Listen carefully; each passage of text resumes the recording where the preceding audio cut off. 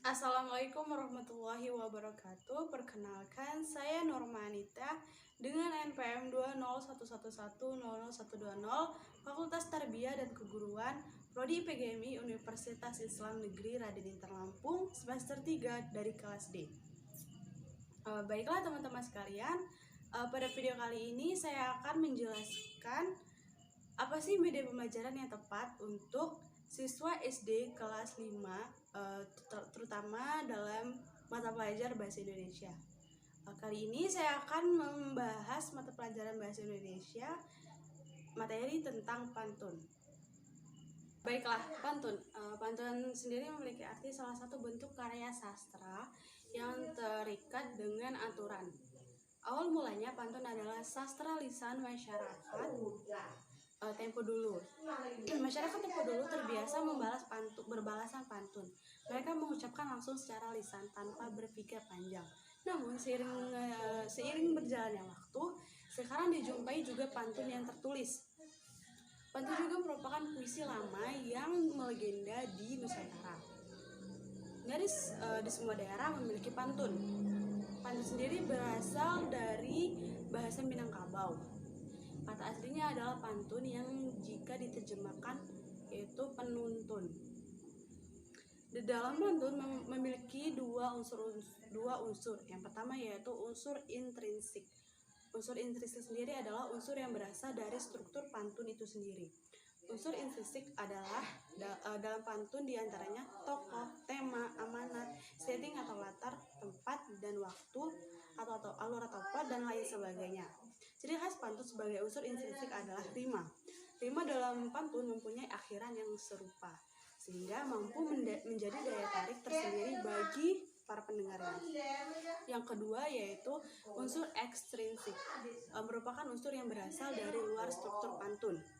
Unsur ekstrinsik ini bisa disebut juga latar belakang atau sebuah keadaan yang menjadi penyebab terbentuknya suatu pantun. Unsur ekstrinsik menjadi bagian yang sangat penting yang akan menentukan isi pantun. Unsur ini menjadi penguat diperlukan unsur intrinsik yang merupakan struktur pantun itu sendiri. Jenis-jenis pantun beserta contohnya. Yang pertama itu ada pantun kiasan. Pantun jenis ini biasanya memiliki isi pantun berbentuk kiasan. Jadi artinya tidak langsung terlihat namun tersirat. Contoh, berjalan dalam gelap, dapatkan ular warna hitam, berkelana tanpa menatap, bagai meraba dalam kelam. Yang kedua yaitu pantun cinta.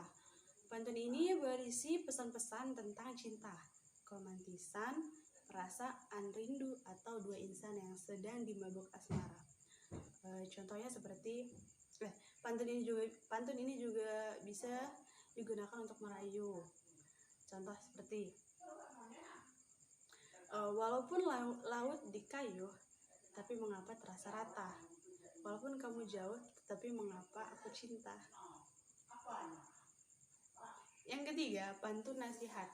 Pantun nasihat biasanya berisi pesan moral atau bermakna untuk mendidik. Pesan-pesan dalam pantun ini juga menebar kebaikan. Contohnya seperti jalan-jalan ke kota Bandung, jangan lupa mengisi saku. Kalau kamu sedang bingung, jangan lupa membaca buku. Yang keempat, pantun jenaka. Pantun jenaka biasanya digunakan untuk menghibur. Kadang pantun ini juga digunakan untuk saling menyindir. Namun, dalam suasana hangat dan akrab, contohnya seperti ada kerang mirip buaya, keduanya naik pedati. Dikira mirip Luna Maya, ternyata yang dilirik Empo Ati. Yang kelima, pantun teka-teki. Pantun yang satu ini biasanya bisa menghangatkan suasana karena mengajak pendengarnya untuk berpikir. Pantun ini memiliki pertanyaan di bagian isi. Contohnya seperti, kalau Tuhan sekuat halilintar, pakai baju begitu gaya. Kalau Tuhan memang pintar, hewan apa yang sangat kaya? Yang keenam yaitu pantun agama. Di dalam pantun ini mengingatkan pada tuntunan agama, hubungan manusia dengan Sang Pencipta, dan nilai-nilai religius yang kuat. Contohnya seperti ketika peniti patah jangan gantikan dengan busa. Ketika hati melemah jangan lupakan Yang Maha Esa. Yang terakhir atau yang ketujuh yaitu pantun peribahasa. Pantun ini tentu saja penuh dengan peribahasa. Contohnya seperti siapa yang tak mengenal pantun peribahasa yang satu ini. Contohnya seperti berakit-rakit ke hulu, berenang ke tepian, bersakit-sakit dahulu, bersenang-senang kemudian. Klasifikasi pantun. Yang pertama yaitu berdasarkan usia. Dibagi menjadi dua. Yang pertama pantun anak-anak. Bagi menjadi tiga. Yang pertama pantun anak-anak, kedua pantun orang muda, dan yang ketiga pantun orang tua. Dan kemudian selanjutnya berdasarkan isi. Ada pantun jenaka, pantun nasihat, pantun teka-teki, dan pantun kiasan. Pantun sendiri memiliki ciri-ciri, yaitu ciri yang pertama memiliki 4 baris, 2 sampiran, dan 2 baris isi. Yang kedua, setiap baris bermuat 8 sampai 12 suku kata. Sampiran adalah pengantar untuk menyampaikan isi pantun, meskipun kadang tak ada hubungannya dengan isi pantun. Rima sampiran menjadi penunjuk rima isi. Berakhiran a atau ab bisa juga ba. Peranan dan fungsi pantun. Yang pertama, pantun tercipta sebagai alat pemelihara bahasa. Yang kedua, jika orang masih menggunakan pantun, itu artinya dia telah berusaha menjaga fungsi kata serta mampu menjaga alur berpikir. Meskipun akan memberikan nasihat, namun orang yang berpantun akan memilih perkataan sebelum mengutarakannya.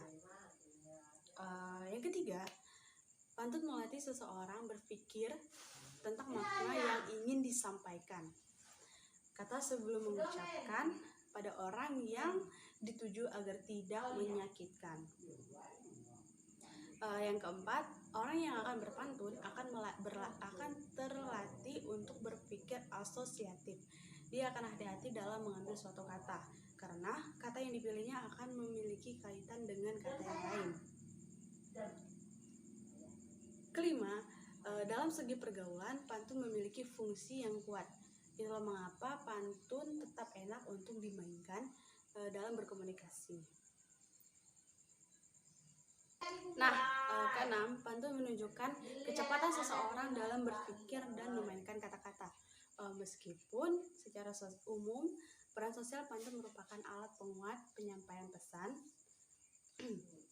Yang terakhir atau yang ketujuh, peranan pantun adalah bahwa pantun mampu menjaga dan menjadi media kebudayaan untuk memperkenalkan serta memastikan nilai-nilai masyarakat tetap ada.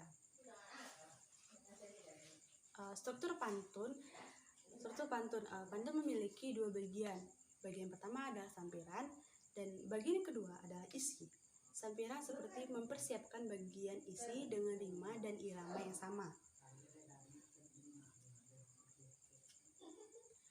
Sampiran bisa jadi tak ada hubungannya dengan isi, namun sampiran memberikan gambaran seperti apa nanti bunyi isi pantun.